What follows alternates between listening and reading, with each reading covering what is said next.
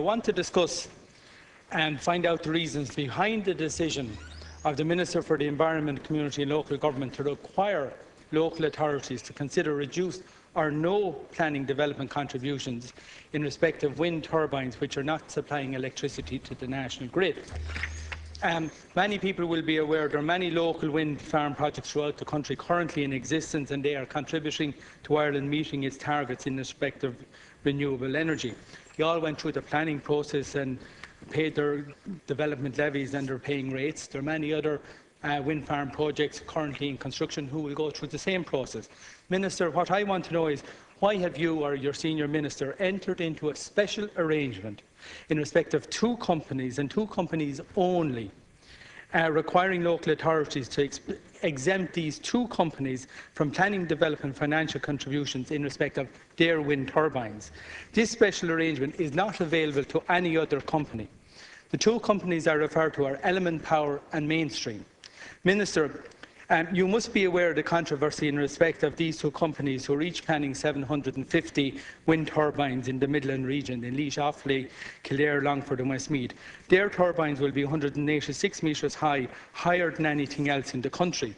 And Minister, I know you're going to produce new planning guidelines in terms of setback distance, but before you even get to your planning guidelines, you have already changed the rules financially for these two companies. Earlier this year, you issued guidelines to local authorities entitled Development Contributions Guideline to Planning Authorities in January 2013. And in that document, you say planning authorities are required to include the following in their development contribution scheme. And you say, for example, authorities are encouraged to consider reduced or no charges in respect of renewable energy development which is not supplying electricity to the national grid. Minister, you know full well that this relates to only two companies, in respect of which your party colleague, Minister Ravish, has already signed an outline agreement with the UK for the export of electricity, which will not be going to our national grid, but be going to the UK national grid. And I want to know, why have you entered this special arrangement for two companies only? Very much, Deputy. Thank you, and I hope I can clarify somewhat the issues that were raised. In January of this year, my colleague, the Minister for Environment, Community and Local Government, issued updated guidelines on development contributions under Section 28 of the Planning and Development Act of 2000 as amended. Planning authorities and on board Pleanála are required to have regard to the guidelines in performance of their functions under the Planning Acts. The principal aim of the new guidelines is to provide non-statutory guidance on the drawing up of development contribution schemes to reflect the radical economic changes that have impacted across all sectors since guidance last issued in 2007.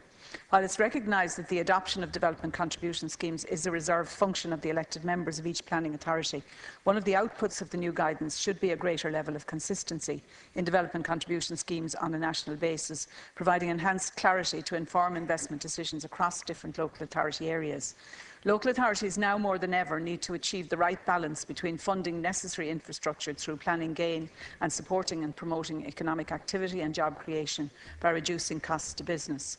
Subject to the overriding principles of proper planning and sustainable development, adopted development contribution schemes should contribute to the promotion of sustainable development patterns, economic activity, and to securing investment in capital infrastructure and economic activity. To bring this about, planning authorities are required to provide for reduced rates of development contributions or waivers for certain specified developments. Included in those are options for reduced charges in respect of renewable energy development to promote uptake of renewable energy technologies. For example, planning authorities are encouraged to consider reduced or no charges in respect of renewable energy development which is not supplying electricity to the national grid, but I want to explain that. This is primarily intended to apply, for example, in situations where landowners install wind turbines on their own land for the purpose of generating energy for their own use. Authorities should also ensure that their schemes distinguish proportionately between large and small scale. For example, it would be inappropriate to charge the same flat rate to a 6,000 megawatt wind turbine as it would be for a 3 megawatt wind turbine. It should also be made clear, and I just want to make this very clear, that such reduced development contribution arrangements or waivers are not intended to apply in respect of the development of wind farms where the energy generated is for export and is not supplied to the national grid. So if that needs to be further clarified, Deputy Fleming, I'd be happy to do so. The construction of wind farms are also subject to the planning code in the same manner as other developments. Planning authorities and An Bord Pleanála must also have regard to my department's 2006 guidelines for wind energy developments, and we're currently undertaking a targeted review of these guidelines, focusing on the issues of noise, proximity and shadow flicker. And I expect that revised wind energy development guidelines will be finalised around the middle of next year. Deputy Fleming. Personally, your well-meaning intention when you say this needs to be clarified, but I don't think what you're saying is fully accurate. You say it's primarily intended for local small usage, and it's not intended to apply in respect of export.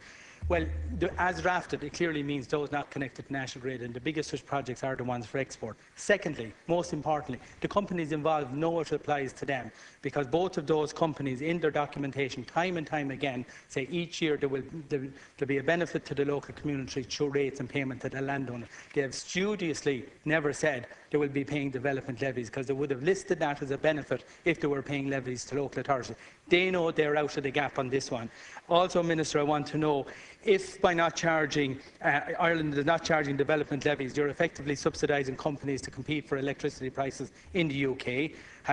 Is this in breach of EU state aid rules? And you have not explained why this deal was done, what ministers and what advisers met these companies, and in particular the situation in relation to the board member of Mainstream, Mr Brendan Halligan, who happens also to be the chairman of Sustainable Energy Ireland. That needs to be clarified. And finally, Minister, my comment is your department going to show the same favouritism in the planning process by issuing directives and policies to An Bord Pleanála to grant these two companies planning permission, just as you have directed local authorities not to charge them development? Thank you, Deputy.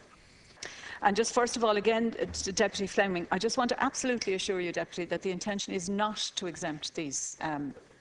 Well, the intention is to exempt the small person, having a wind farm or other forms of energy for their own use.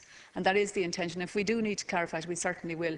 But I would also make the point that, these large for export proposals are nowhere near getting permission at this point in time. They have a number of hoops to go through first, including an intergovernmental agreement, including the policy development within the Department of Communications, Energy and Natural Resources, and then the planning process. And I want to absolutely and categorically state that we have absolutely no intention of interfering with the independent role of An Bord Pleanála, and that you would even suggest it. I think, we have no intentions of interfering. They have an independent role, and rightly so. And I have no intentions of getting involved in any way in that regard.